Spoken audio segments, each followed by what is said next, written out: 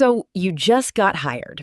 You're standing on the lot, the cars are gleaming, the veterans are inside laughing, and you have absolutely no idea what to do next.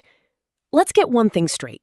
The biggest lie in this business is that you need to be a born closer or have some kind of magical sales talent. That's just wrong. The truth is, your first week isn't just about making a sale. It's about learning the game. Most new salespeople are so terrified of failing that they skip the most important part of the job and burn out before their first paycheck even clears. That's not going to be you.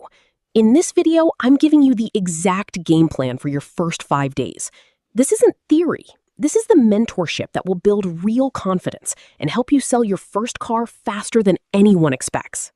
Your first objective is simple: absorb everything. Before you can guide a customer, you have to understand the world you just stepped into. Your first move isn't to pounce on a customer, it's to grab a notepad. Every dealership has a rhythm. Learn it. Get a full tour of the property and figure out where everything is: the showroom, the service bay, the finance offices, the used car lot. Meet everyone: the sales managers, finance managers, service advisors, and even the techs. These aren't just your coworkers, they're your support system, and they can even become a source of referrals. Understand their roles, because you'll need every single one of them to get a deal done.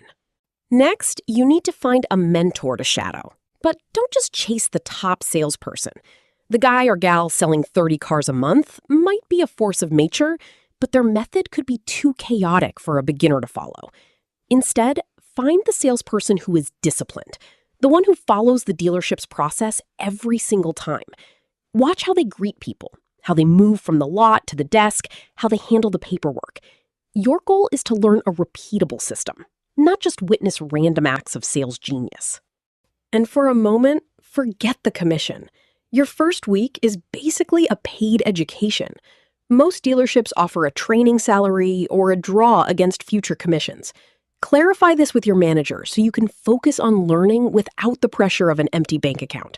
The money will come, but only after you master the process. You can't sell what you don't know. A customer can smell uncertainty from a mile away. If your answer to every question is, I'm not sure, you're not a salesperson. You're a walking brochure with missing pages. Being honest is key. If you don't know, tell them you'll find out immediately. But your goal is to minimize those moments. Don't try to learn all 200 cars on the lot at once. It's impossible. Ask your manager for a list of the 5 best-selling new and used models. These are your priority. For each of those cars, learn the key differences between the trim levels. Why would someone pick the EX over the LX? What does the touring model really add? You need to explain the value of each step up.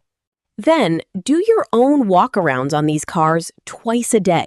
Seriously, get in them, touch the buttons, connect your phone to the Bluetooth, learn the infotainment system. For each car, find that one wow feature: a clever storage spot, a best-in-class safety rating, or a surprising amount of horsepower. This becomes your anchor point when you're showing the car. Finally, you have to understand your dealership's official sales process, often called the road to the sale. It's a step-by-step guide designed to give every customer a smooth experience. It probably includes the greeting, needs assessment, walk-around, test drive, and so on. Your job isn't to reinvent the wheel. It's to master their process. A solid process is your safety net. It gives you a path to follow when you're nervous, and make sure you don't skip a critical step. The old stereotype of the pushy, fast-talking car salesman is what we're trying to move away from. While some old-school tactics still exist out there, today's top professionals act as consultants or trusted advisors. This shift in mindset is everything. You aren't there to push someone into a car. You're there to help them solve a problem. This all starts with one powerful skill: listening. There's a reason you have 2 ears and 1 mouth, and a great rule of thumb in sales is to use them in that proportion. In the first 5 minutes of any conversation, your only goal is to understand why they are on your lot today. Nobody just wakes up and decides to browse a car dealership for fun. Are they celebrating a promotion? Is their family getting bigger? Is their old car breaking down and bleeding them dry?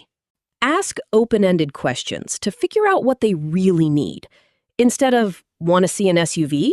Try asking, what kind of driving do you do on a typical day? Or what were some of the must-have features on your list for your next vehicle? When you actually listen, you build trust. People buy from people they like. Remember their name and use it. Compliment their choice of model. When you treat them like a person instead of a commission check, their guard comes down and they become open to your advice. This isn't about manipulation. It's about being genuinely helpful. The demonstration is where the magic happens. This is the moment the customer starts to mentally take ownership of the car. A bad walk-around is just you listing off features. A great walk-around connects those features directly to the problems the customer told you about. Remember those questions you asked earlier? Use that intel now. If they said they have a long commute, don't just say, this car gets good gas mileage. Say, you mentioned you drive 50 miles to work each day. The fuel economy in this model is going to save you a serious amount of money at the pump every single month. If they talked about hauling their kids' sports gear, you open the trunk and say, with these seats down, you'll have more than enough room for all the equipment. And the low bumper makes it super easy to load. You're not selling a car. You're selling a solution that makes their life easier. For the test drive, if dealership policy allows, try to take them on a route that mimics their daily drive. Let them hit the highway if they're a commuter, or cruise through a neighborhood if they're a parent. Let them experience the car in its natural habitat. And then, for much of the drive, be quiet. Let them feel the steering, hear the engine, and enjoy the quiet cabin. You're there to facilitate an experience, not narrate a movie. That first time you hear no, it can feel terrifying. But an objection is not a rejection. An objection is just a request for more information or reassurance. The most common ones are about price, their trade-in value, or general hesitation. How you respond is what matters.